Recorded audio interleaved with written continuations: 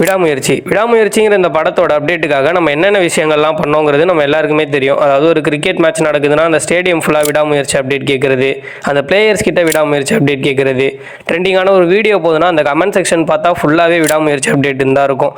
ஒரு நியூஸ் சேனலில் ஒரு நியூஸ் போஸ்ட் பண்ணுவாங்க, ஆனால் அந்த நியூஸுக்கும் இதுக்கும் சம்மந்தமே இருக்காது. இருந்தாலும் விடாமுயற்சி அப்டேட்டுக்காக அங்கே கேட்டுக்கிட்டு இருப்போம்.